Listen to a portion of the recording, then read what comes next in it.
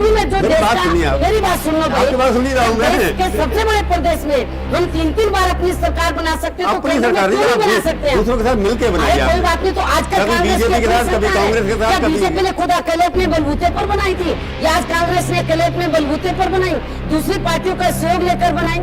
तो ये ऐसे बात नहीं है। तो जब हम यूपी में बना सकते हैं तो सेंटर में क्यों नहीं बना सकते?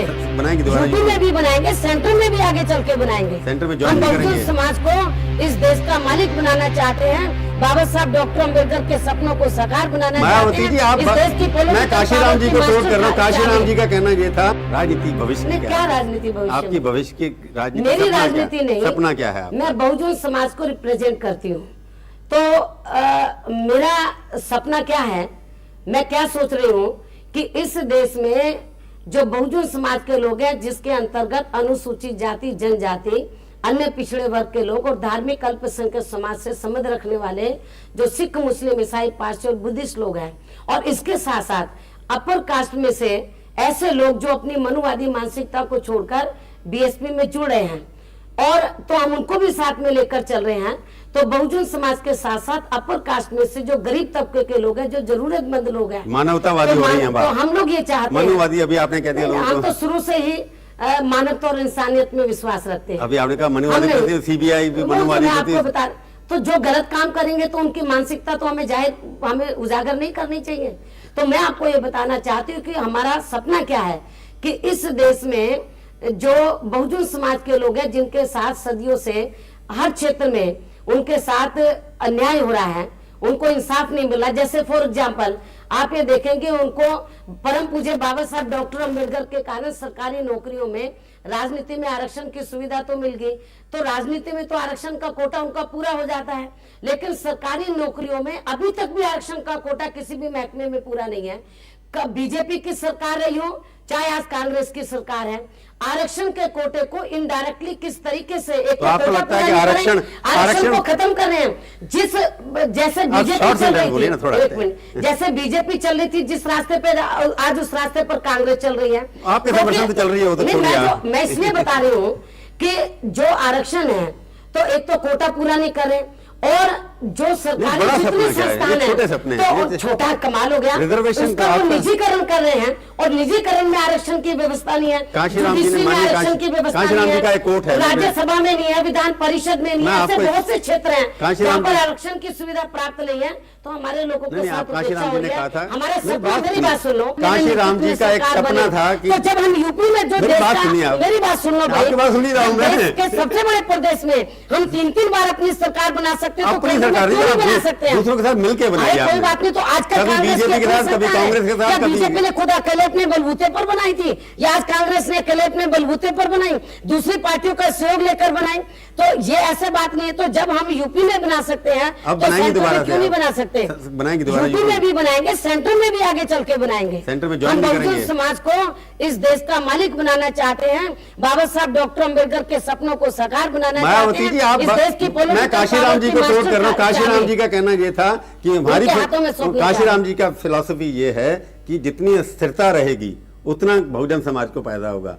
उन्होंने ये सरकारें गिराते रहेंगे तो हम ज्यादा जी ने ये बात कब कही थी कि जब तक बहुजन समाज पूरा तैयार नहीं हो जाता है तब तक सरकारें गिरती रहें तुम्हारे फायदे में, कि राजनीति में यदि स्थिरता रहती है हमारे हित में है, लेकिन जिस दिन बहुजन समाज तैयार हो जाएगा तो फिर स्थिरता अस्थिरता का मतलब क्या रहेगा? अभी तैयार नहीं हुआ ना, अभी तैयार नहीं हुआ ना, तेजी से तैयार हो, तभी भी सरकार गिराने की कोशिश करेंगे ना। गिराने का क्या मतलब?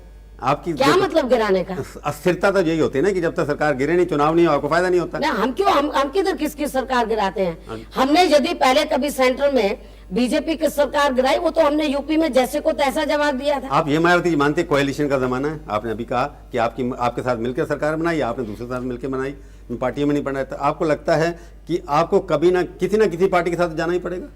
ये जब तक बहुजन समाज पूरा तैयार नहीं होता तब तक का मैं बता रही हूँ। जिस दिन बहुजन समाज पूरा तैयार हो जाएगा, हमें कोई जरूरत, कितने साल लगेंगे? मुझे लग रहा है जिस तरीके से तेजी से बहुजन समाज आगे बढ़ रहा है, मुझे ऐसा लगता है कि 10-12 साल में हम इस लायक बन जाएंगे। 10-12 साल तक तो आप किसी न किसी के साथ मिलकर सरकार बनाते रहेंगे ना? अभी कुछ नहीं, राजनीति में बहुत जल्दी उतार चढ़ाव आते, कुछ नहीं कहा जा सकता कि बीएसपी का पलड़ा एकदम तेजी से ऊंचा बढ़ जाए। नहीं, अभी जो अगर आप यूपी के अंदर आप सरकार को डिसमिस कराना चाहती थी, इस सरकार ने भी नहीं किया। पहले वाली तो करती नहीं, क्योंकि वो तो उनके साथ थे।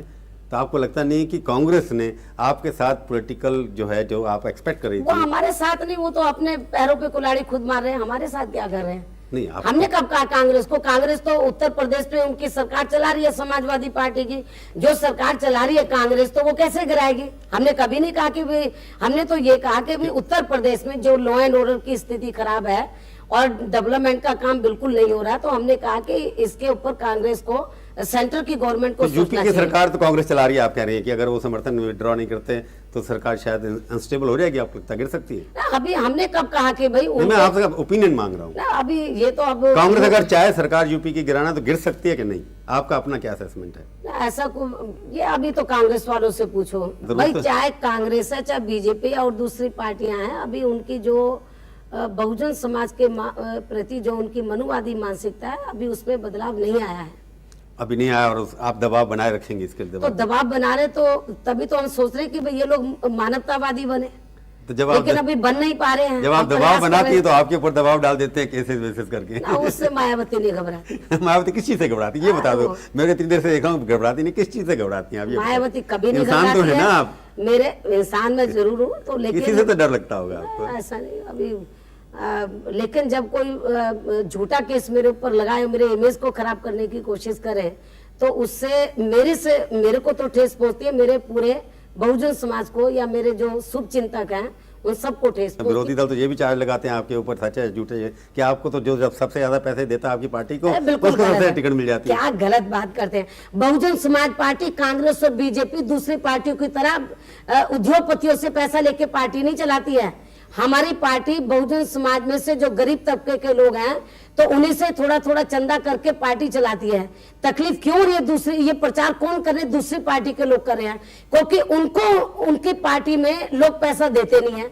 जब नहीं देते तो उनको उद्योगपतियों से पैसा लेना पड़ता है, लेकिन बीएसपी उद्योगपतियों से पैसा लेती नहीं है। गरीब इसलिए और आपके मजलूम खिलाफ मेंबरशिप के जरिए मेरे जन्मदिन के मौके पर थोड़ा थोड़ा धन इकट्ठा करके इस मूवमेंट को चला रहे, तो तकलीफ दूसरी पार्टियों को हो रही है। इसलिए बीएसपी को बदनाम करने के लिए ये लोग इस किस्म का आरोप लगाते हैं। हमारी सेहत पे कोई एक फर्क बात मैं नहीं आपसे पूछना चाहता, आपकी ऐसा लगता नहीं है कि राजनीति के अंदर जो अपराधी लोग हैं उनको टिकट नहीं देना चाहिए? आपका व्यू क्या है? है? हम तो चाहते हैं कि बिल्कुल नहीं देना चाहिए, और हम उनको इसके मंत्री हक भी में नहीं बनाना चाहिए? बिल्कुल नहीं बनाना चाहिए। केंद्र में जैसे जिनके खिलाफ चार्जेस हैं उनको भी आप मांग करनी चाहिए? आप सपोर्ट नहीं, कर रही हैं? उसका एक क्राइटेरिया फिक्स आप होना उनको चाहिए। सपोर्ट कर रही है कैबिनेट को? अब एक मिनट, ये तो सारी जो राजनीतिक पार्टियां हैं, तो उनको बैठकर इसके ऊपर कोई नीति तैयार करनी चाहिए, तब तो हम राजनीति में अपराधीकरण को खत्म कर सकते हैं। नहीं, आप पार्टी की अध्यक्ष हैं, राष्ट्रीय पार्टी की अध्यक्ष अभी हैं। मेरी बात तो अभी घर से शुरू करें ना मैं अपनी काम। पार्टी की जिम्मेवार हूँ, दूसरी पार्टियों की जिम्मेवार थोड़ी ना। तो अगर आगे आगे से कोशिश आप करेंगे और क्रिमिनलाइजेशन? मैं अपनी पार्टी की ही जिम्मेवार हूँ, दूसरी पार्टियों की थोड़ी ना। अब दूसरी पार्टी के लोग यदि अपराधियों को बढ़ावा देंगे तो मैं क्या कर सकती हूँ? तो मतलब अपने जहां आपने जो दिया था टिकट, आपको गलती लगता है कि गलती की नहीं, जिनको हमने दिया? कोई गलत लोगों को नहीं दिया। यदि कोई गलत आदमी आया तो वो अपने आप में सुधार करने का मुझसे। ये जो इलाहाबाद में राजू पाल की हत्या हुई उसके ऊपर एक और भी बात है। देखो, जो शुल्क कास्ट के लोग हैं या बैकवर्ड क्लास, राजू पाल क्या था? पिछड़े वर्ग का पाल समाज से था। जो शुल्क कास्ट, बैकवर्ड क्लास, जो रिलीजियस माइनॉरिटीज के लोग हैं, खास तौर से दलित और शोषितों में, तो वो कोई अपराधी नहीं होते हैं।